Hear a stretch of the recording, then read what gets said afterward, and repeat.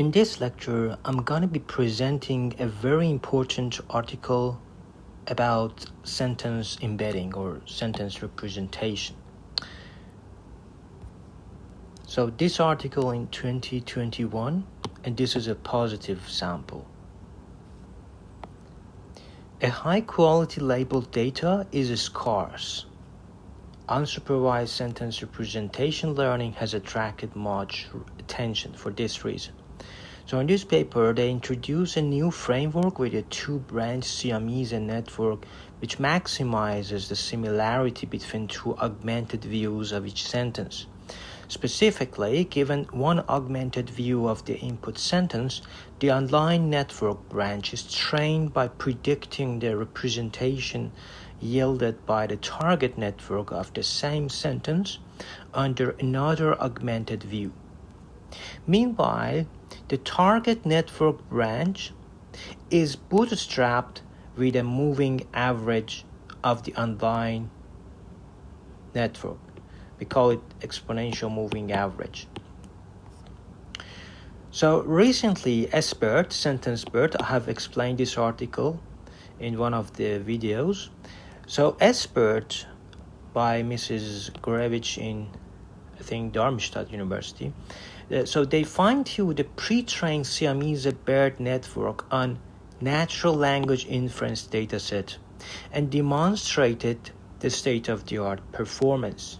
Though effective, those methods highly rely on labeled data. It could be problematic to port to new domains. So it doesn't work for domain adaptation. You should work on that. So that's why it is problematic. So Zhang showed that SBERT generalizes poorly on target task with a data description significantly different from NLI data. The model they introduce is very simple. Again, they use stop gradient. They don't update the target network. And they use exponential moving average. It is similar to BYOL approach. But SimSiam doesn't use exponential moving average. So you see there are lots of parallel ideas, very similar, but in the implementation, you see slight deviation. So given a sentence X, you give it from the data. So our goal is to learn a meaningful representation, which is this representation H.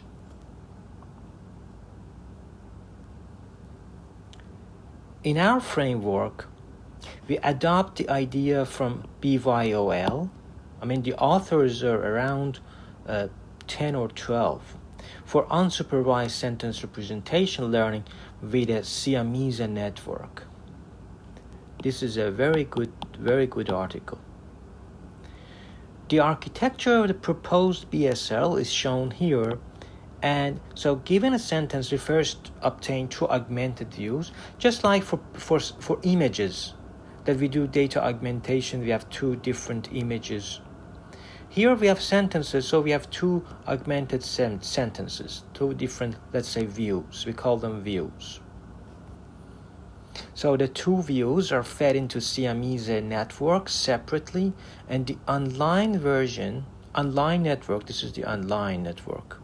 The online network contains an encoder, so this is the encoder, and a predictor network. This predictor, the dimension of this should match the dimension of this. So it's like going from M to D and then D to M comes back to M. So that this has dimension M and this has dimension M, so that we can do this dot product, the cosine similarity, and everything is, so the final loss is this. First, we create a kind of symmetrization, just like you do symmetric KL, those things. You can do symmetrize anything. So this one, if you combine it with this, so it's like but the architecture is totally asymmetric, because this side we have a predictor, but the other side lacks any kind of predictor. So although the architecture is asymmetric, but we try the loss to be symmetric for many reasons. And finally, we update. So instead of just back propagating, we just update like this. So theta uses, so this side is correct. It does back propagation.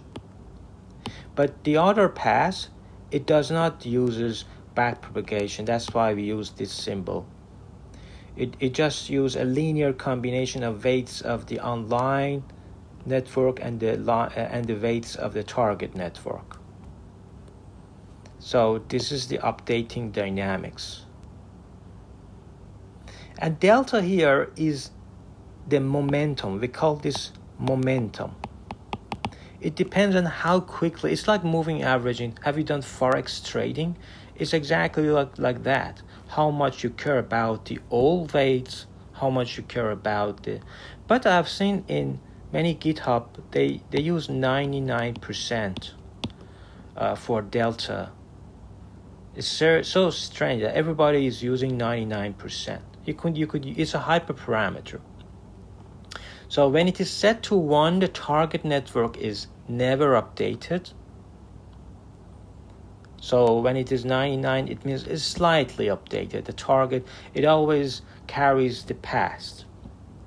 When it is set to 0, the target network is instantaneously synchronized to the online network at its training step. At the inference stage, we obtain the representation of a sentence with the online encoder. For augmentation, just like computer vision, here we have sentences in NLP, so we augment it. It's very similar. So we use back translation to obtain 2 augmented views.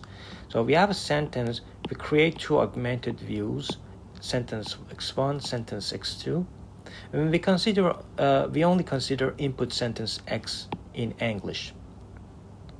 And we use an English to German machine translation system to translate X to Y sub 1, and subsequently using a German to English system to translate Y1 back to X1.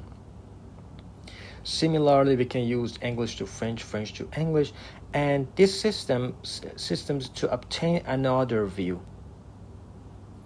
Besides back translation, we also discuss other text augmentation. So the online network and the target network take X sub 1 and X2 as input and output this representation. We use pre-trained language models to initial the weights, such that the benefit from of course there are continual versions of pre-trained models that pre-training could be done as a continual, as a lifeline, and there are 2 great articles in ICLR in 2022 and 2023 that shows the importance of continual learning for pre-trained network, for pre-training. A multi-layer perceptron is stacked on top of F theta as the predictor to transform H sub 1 to predictions Z sub 1 and Z sub 2 as matches the target representation. So it depends if you are using unsupervised methods or supervised methods. You should compare with the same kind of models. For example, SBERT that I've explained in a different video uses supervised. So you should compare it with the equivalent supervised version, which is BSL, for example, S Roberta. You see, it's just a slight improvement. It's almost the same, or this one is a better improvement.